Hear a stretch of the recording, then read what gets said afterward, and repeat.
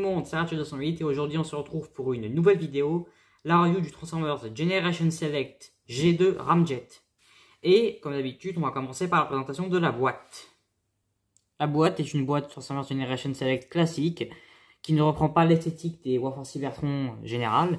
Donc ici on a le logo Autobot dessiné à une façon spray, street art. Ici nous avons des textes cybertroniens qui veulent probablement dire Select. Transformers Warforce Cybertron Trilogy, 8 ans plus Hasbro. Ici donc on nous montre bien que c'est un Voyager class, qu'il s'agit bien de Ramjet, Warforce Cybertron GS Generation Select 24. Et c'est tout ce qu'il y a à dire sur cette boîte. Ici on a le logo Transformers Warforce Cybertron. Mais passons maintenant à la figurine. Et donc voici Ramjet dans son mode alt et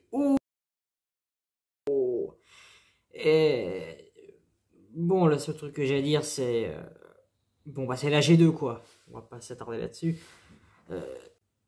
Et qui dit G2 dit Megatron vert et violet. Bref. Mais bon, Ramjet ici est un repaint du Earthrise Ramjet qui était fourni dans le pack d'une exclusivité Amazon avec Dirge. Ce pack qui est devenu introuvable. Si vous n'aviez pas fait la précommande, vous ne l'aurez jamais. Vous pouvez peut-être le trouver sur eBay à un prix absolument énorme, genre 100 ou 200 €, mais franchement, si vous n'avez pas fait la précommande pour ce pack, c'est mort. Donc, ce Ramjet est en quelque sorte une sorte d'esquive, une sorte de dernière chance pour avoir un Conehead de style Earthrise.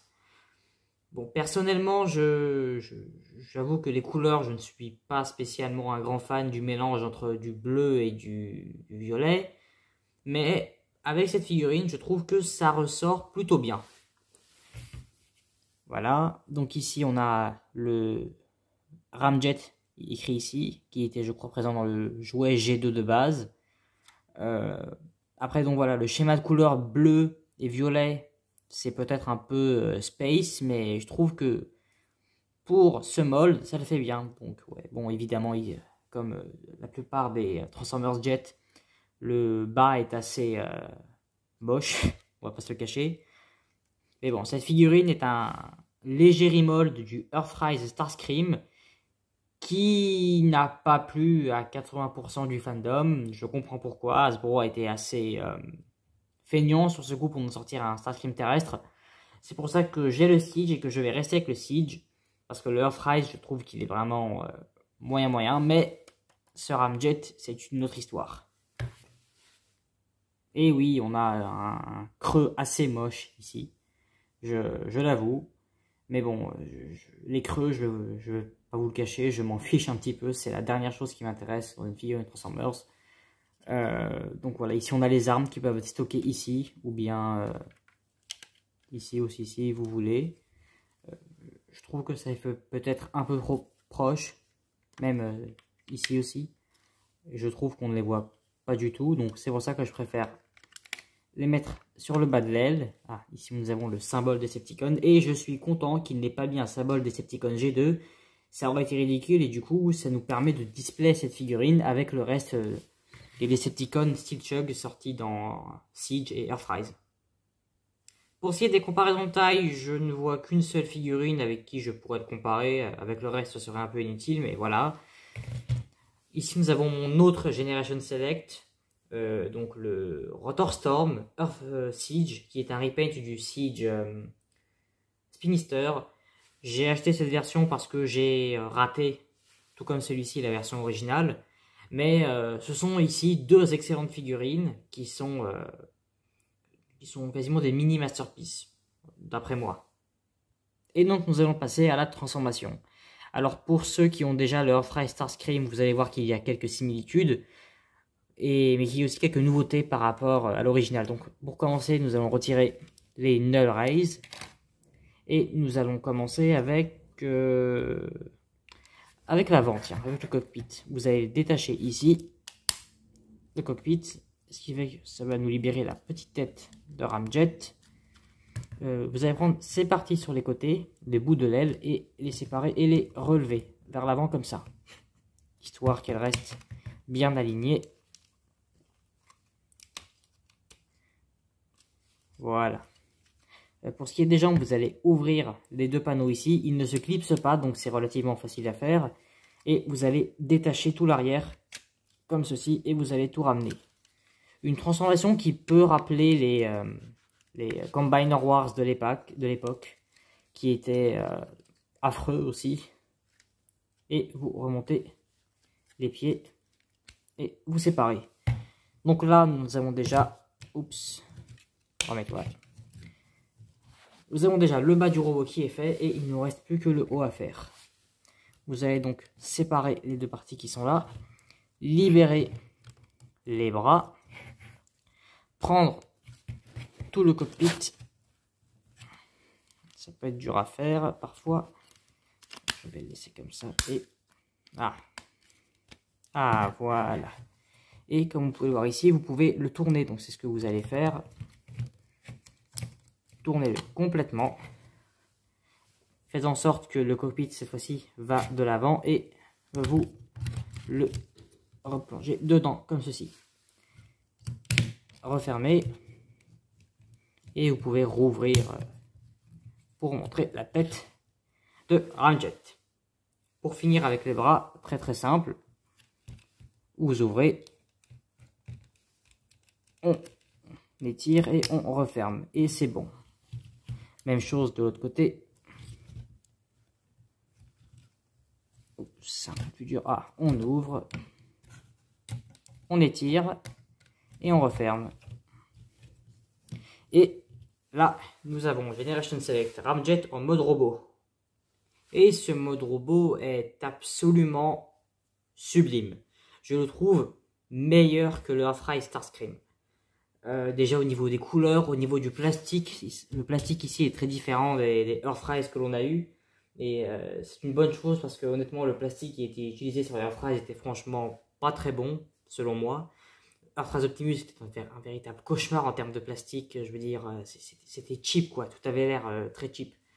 Mais bon, avec ce Ramjet, tous les défauts des Earthrise ont été corrigés, je trouve, selon moi. Oh, un peu de paint chipping sur le haut. On va faire un petit peu d'attention, mais bon. Donc voilà, nous avons Ramjet dans toute sa gloire. Et ouais, donc l'association du violet et du bleu, comme je l'ai dit tout à l'heure, je ne suis pas fan, mais avec ce robot-là, je trouve que ça marche et ça passe. Comme vous admirez ici les beaux détails de la tête. La tête est magnifique. Cette belle tête de Conehead très reconnaissable. Nous avons les deux hauts de Seekers très connus. Ici, bon, un torse de Seekers classique. Les jambes, elles aussi, sont uniques avec les pièces des ailes sur les pieds et pas sur le dos, contrairement aux autres Seekers.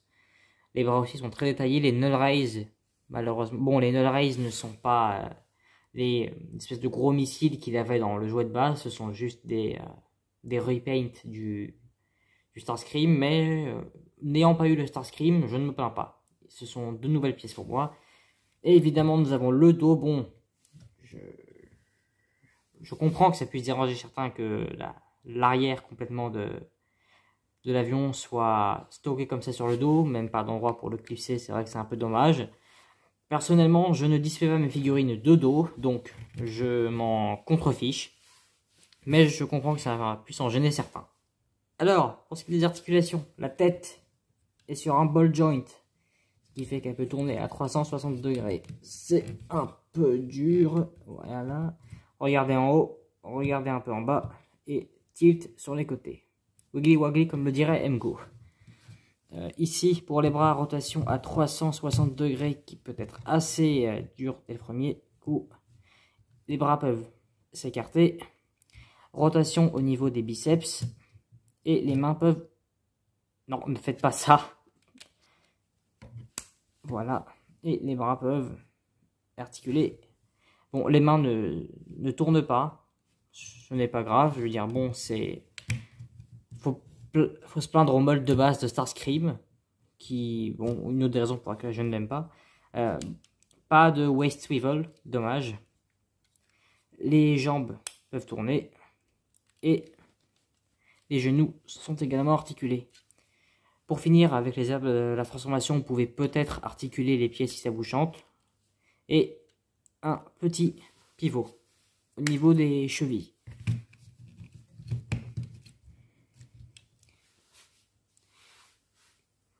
Voilà donc des articulations assez classiques pour un Warface Cybertron. Mais étant donné qu'il reprend le mold d'un Earthrise, je vais l'avouer, le dire, c'est probablement mon Earthrise préféré. Parce qu'en termes de plastique, de peinture et de mold aussi, je pense que c'est le meilleur de tous ceux qui sont sortis. Oui, je le préfère à Skylynx. Et ouais, pour les comparaisons du mode robot, le voici à côté du Generation Select Rotorstorm. Cette figurine est un deluxe et elle est, si on compte les hélices, elle est plus grande qu'un Voyager. 25 €, 40 €. Celui-là, à l'époque, il était sorti, franchement, rapport qualité-prix, excellent. Rien à dire là-dessus.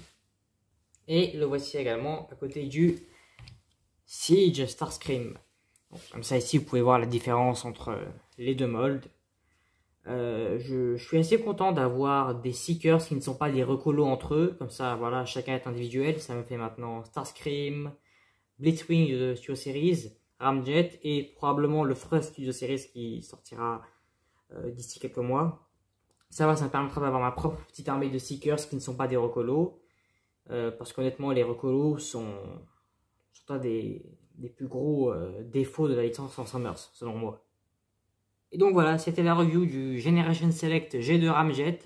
J'espère que cette vidéo vous aura plu. J'essaierai pendant ces vacances de faire le plus de vidéos possible. Également rattraper mon énorme retard sur la série Les TF Critiques. Je sais que vous allez tous me détester que je n'ai pas sorti cette série à temps parce que la redondance est quand même sortie il y a 2 mois. Mais l'épisode pilote, en tout cas, le tournage est terminé. Il ne me reste plus qu'à faire tout ce qui est montage des voix et des musiques.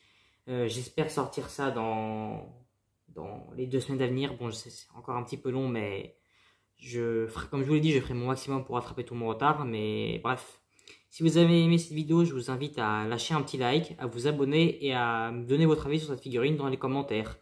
Ciao, ciao, ciao!